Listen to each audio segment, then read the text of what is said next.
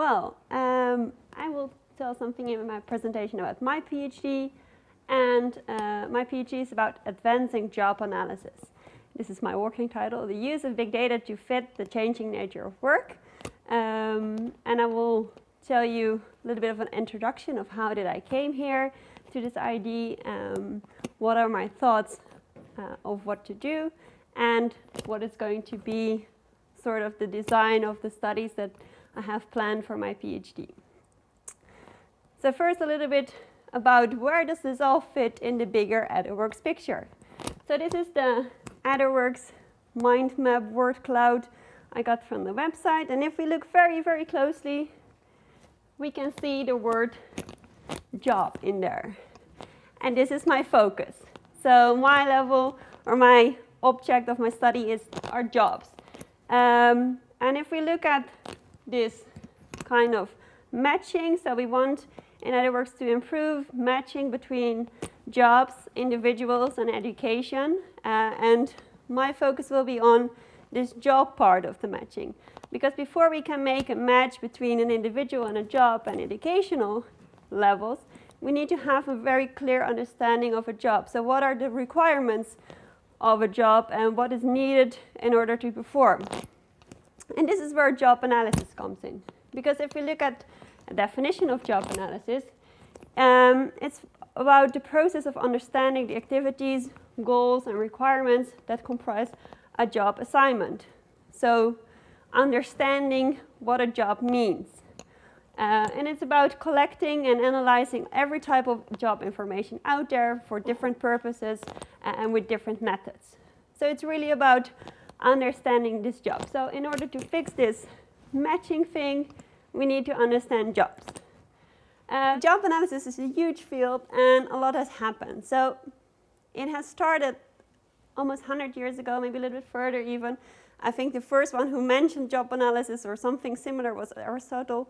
We will not go back that far, but the origins of job analysis can be found in the Industrial Revolution, where we had the left side of the work, so working in factories.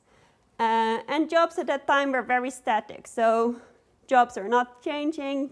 It was the way it was, and it was how the job looked like over a couple of years, maybe centuries even.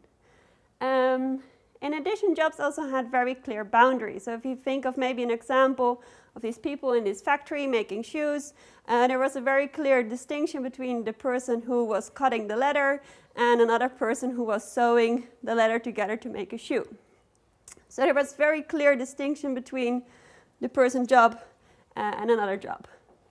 In addition, work is standardized, or was standardized at that time, based on theoretic principles, where every time that you do the same thing, it could be divided between people, and it was very clear what the tasks were that were part of the job. And also there was very minimal variation across individuals holding the same job. So all the people that were sewing these parts of leather together, they were all doing the same thing. There was no variation. And as you might already have a feeling, this is not the case now anymore. So if we look at contemporary workplaces, a lot has changed. So nowadays we can see that jobs, or maybe not all jobs, but we'll come back to that later, jobs are constantly evolving. So instead of having a job for the rest of your life, jobs are changing, people are changing more jobs, and also a lot of new jobs come around. So things are not as static anymore. In addition, people are also crafting their own jobs. I already mentioned it before, but people are choosing a little bit like which tasks do they want to do, which are providing them a little bit more challenge, and which tasks they don't like to do or are being put out of their job. So people are not as like passive anymore in their job. They're taking a more active role. Another thing that has changed is that there's more of a focus on creative and social aspects of jobs. Because this is the part where people can still add something. Stuff that is very routine or standardized, this stuff is being computerized or being outsourced. So there's a focus on this stuff that is not very easily being computerized. And in addition, work is performed in idiosyncratic ways. So instead of all the people who are sewing doing the same thing, we are all doing the task or the work activities in our own way.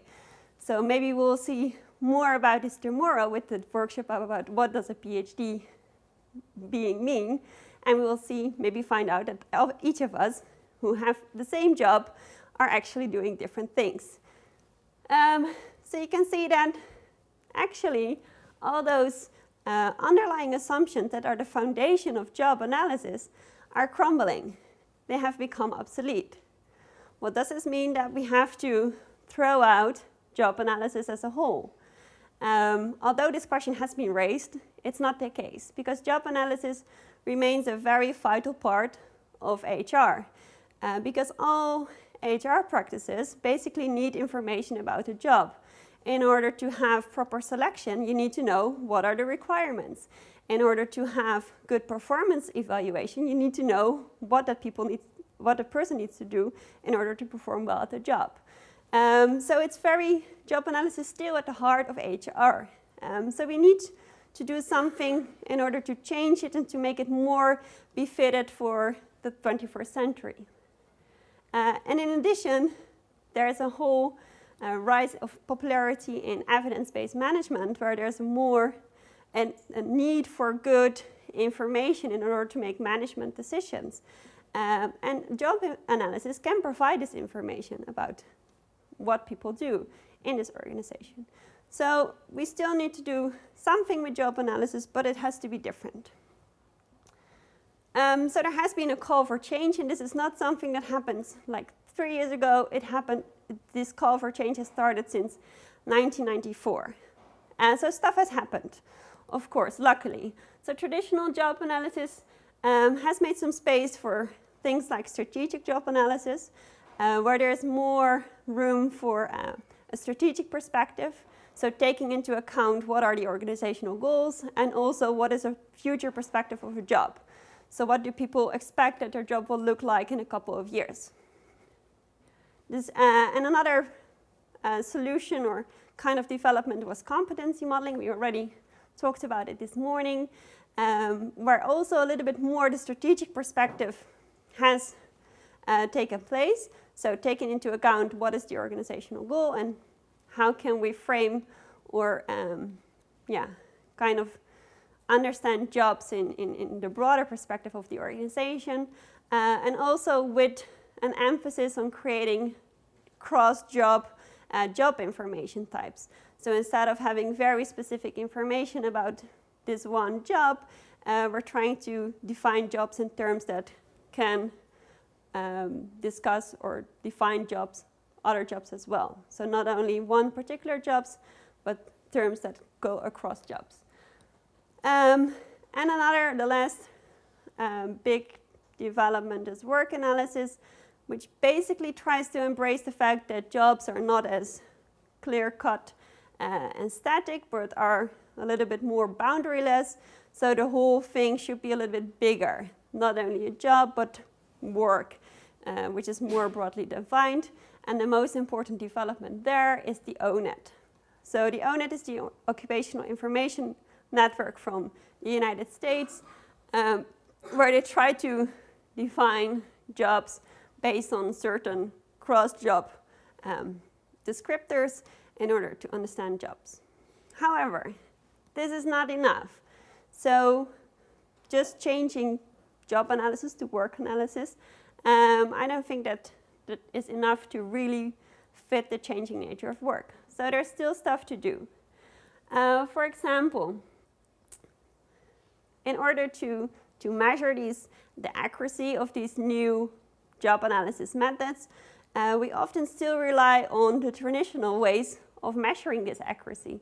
So instead of checking, for example, for the consequences or the inferential quality, we are checking inter-rater reliability to see if one person rates her job and somebody else rates her job, if there's some consistency.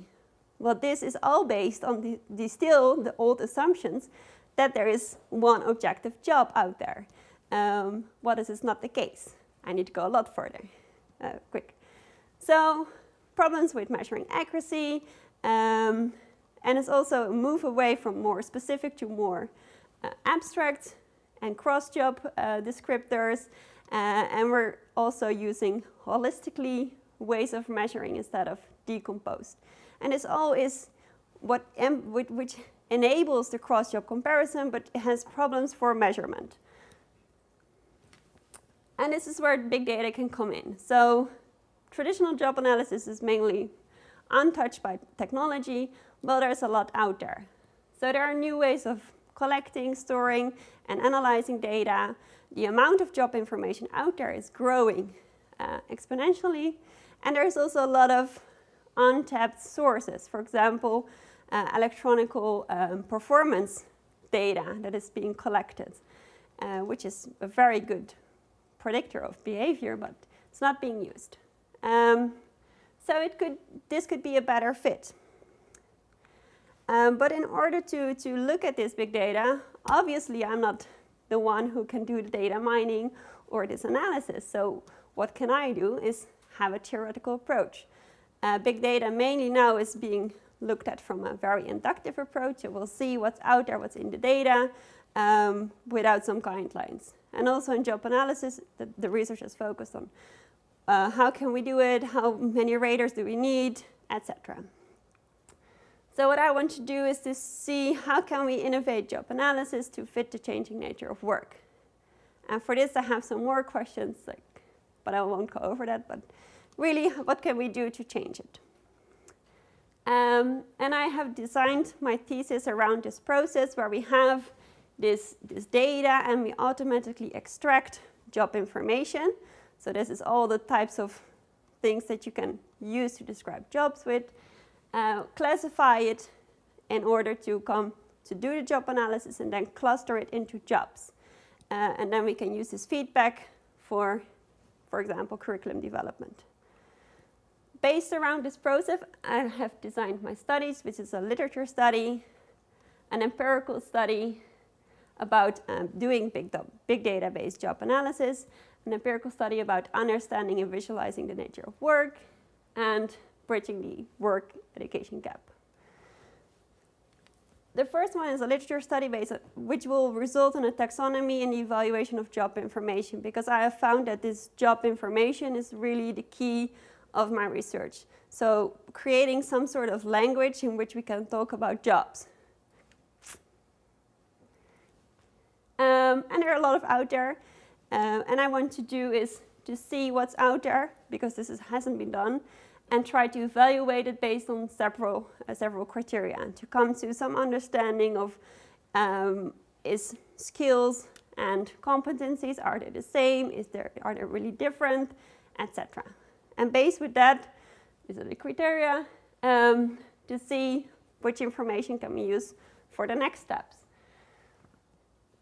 For which I have set up some pilot studies, which I will not go over, and then this will all go into the second study, which is the big data-based job analysis, which I'm performing together with Vlad, who will help me with the big data part, where we want to see if we can use these big data tools for job analysis.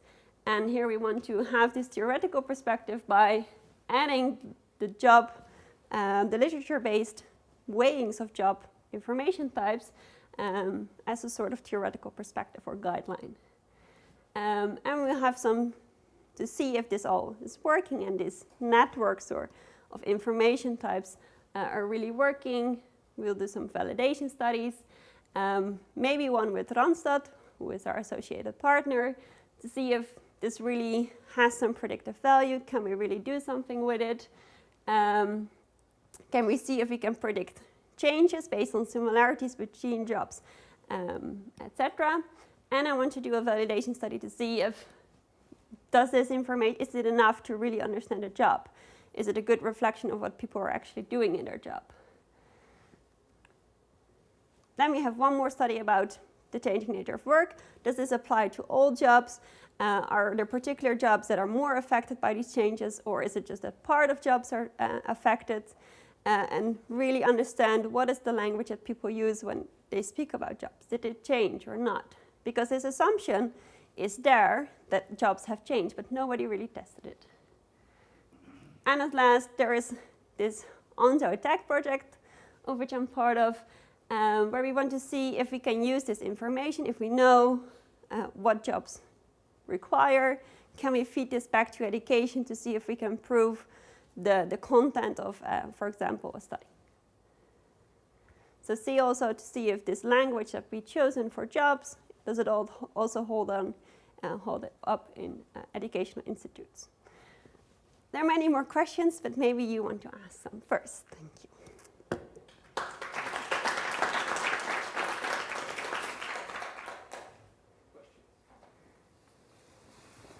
Where is the big data? So I think big data, you can ask. Well, where is the big data? So we now have vacancy data, which is not the best data, but is something that we're starting on to see what kind of task, skills, requirements are mentioned in vacancies. We have around 500,000 vacancies, and we're trying to get more. But in the end, we want to have preferably other data as well. So especially electronical performance monitoring data would be great, because then you actually see what people are doing. So we're building this database. But so imagine for instance, a call center workplace where people use electronic learning environments. They work with many different systems. And we want to have all the log files, all this data, what were people actually doing.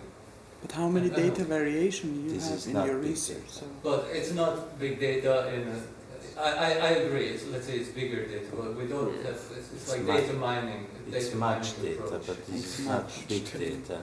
It's a data mining approach. I mean, big data nowadays is a buzzword. Yeah, we should open this nutshell in the concession to define what is big data really. Because talking about bigger amount of data as we have in the advertisement is nice, but it's No, the big data has a definition. If we refrain ourselves from the definition of the words, then it gives extremely high flexibility. But the open data would fit much better to this approach.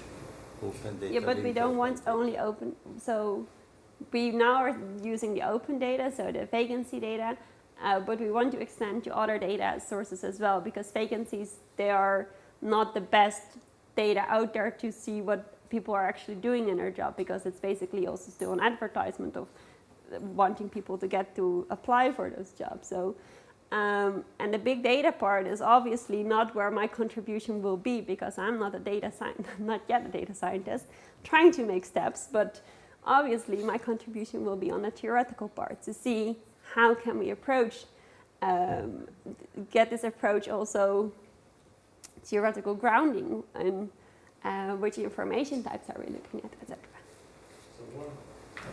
Can I just, I think, if I might, I think the point that Andres was trying to make is that in what we do, we need to be very careful with the terminology that we use, yeah. right?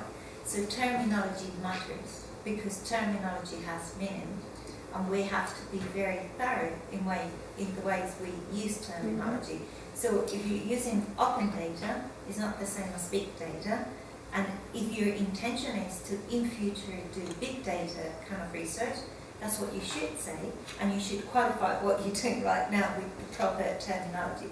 And this is not only for you, I think it's for everyone, right? Terminology matters, and it is important, and we shouldn't be using buzzwords without really knowing what they mean within the context of what we're doing. Yeah, and this is what is difficult when you're... Yeah, but I think that's the point that Andres was trying to make. That's it, just because it should be a learning process. Mm. The way I see actually this, for me, like ethics and how can we combine these different types of information and data sources will be one of the biggest challenges. Can I ask a question of my own? Okay. So where are you getting this data from? The data that you're using right now, or that you intend to use right now? We now have data from text kernel, Okay. and they, Yeah. so So have you considered the ethical implications of doing the kind of analysis that you're intending to do? Because this is data that is being captured, I presume people consenting to this data being captured, right? And some kind of analysis is going to be done on it. yeah, this is for the vacancies, of course, a very different part than when we talk about this electronically performance data. That will be, you cannot do this without consent of people, or we really have to think of the ethical concerns for this. So. I think not only for you, like for everyone, ethical considerations of how you gather the data and how you use it and what kind of analysis you do on it is really important. Yeah, so we make now jokes about big data, big brother, but it's really a concern. Oh no, absolutely. Yeah.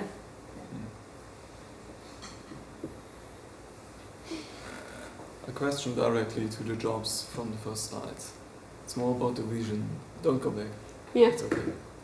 You said nowadays job descriptions are quite static, and so we could now collect a lot of interesting information about jobs, and then we could do some research on it. But the question is, what could be your vision of the job description of the future? What are the potential lessons we learn? Yeah. Is it interactive or? Yeah, for me it kind of looks like this network. So it's like a job comprises of all kinds of tasks that you can attach to it, some kind of skills maybe, and some of them are bigger. Or for example, we see that for a PhD, statistics is always in there. So it's something that is core. And maybe for my job, I also need to apply for funding. So some PhDs need to have this applying for funding, but it's smaller or further away. And if we can see that PhDs, they have 70% similarity with, for example, university teachers. So you can transfer easily from this job to another. So it's not only the similarity between job descriptors, but also between jobs, to see how does this network look like. And if you can constantly get new information to plug in, it would be nice. So it's more,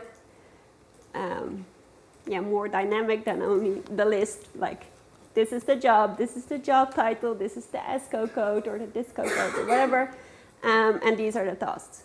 Because either it will be very specific and you need thousands of those, or it will be very broad. So, for example, ONET, they have very broad descriptors. So if they say, well, for the job of an actor, you need oral comprehension, which is not something that says much about the job, but it's in there.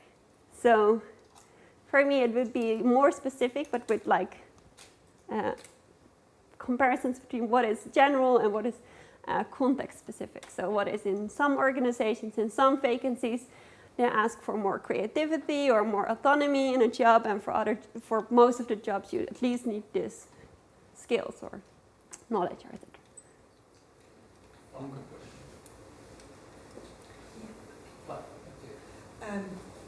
I would be very cautious about thinking about the future that jobs become more fluid.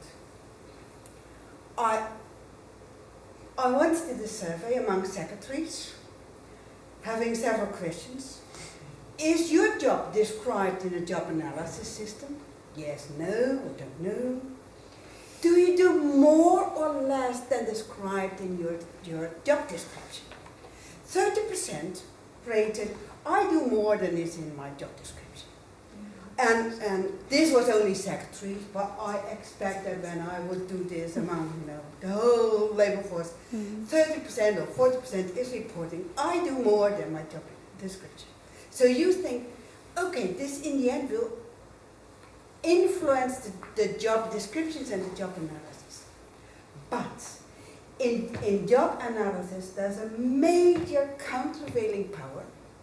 And the countervailing power is that instantly the job analysis are influenced or broadened or whatever, it influences the weight sum. And there's a big power that says our weight sum in our company should not rise. So you even can think, you think, oh, job analysis should be, much broader. The implicit message, because in general, 50% of the employees who say, well, I do more than my job analysis, basically say, I want to have more pay.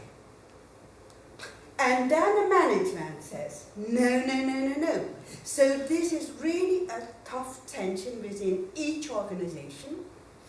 And so you can dream of, having more toward job analysis, but the reality will not predict so. It will also depend on the purpose for which the job analysis has been done, I think. So yeah, but the only reason that job analysis continues to exist is because wages are attached to it. Basically, already in the 1950s in the Netherlands, the social partners agreed that in order to have an objective job descriptions and an objective payment system, they pointed to job analysis. Currently, there are major discussions about the gender pay gap. The European Commission worries a lot about the gender pay gap. What do they point to? They want to have a good job analysis system. So, job analysis is the solution to any pay tensions. It does not cover, the work analysis in the organization. I've never seen, or I hardly saw. So the companies have to do a certain jobs or certain work. And basically you expect that the work that the company has to do is translated into jobs. But I hardly saw ever that part in the whole business. I saw the job analysis, sure. And I see also every time the job analysis is related to the pay. So don't underestimate the whole thing for the job analysis. That's my view on the whole business. I think it's a valid point, and I'll take it into account. But I think it's also depending on your perspective, like from an HR perspective or another. It depends on how you look at the whole thing. From my perspective, now is that we have to move on. So thank you very much again.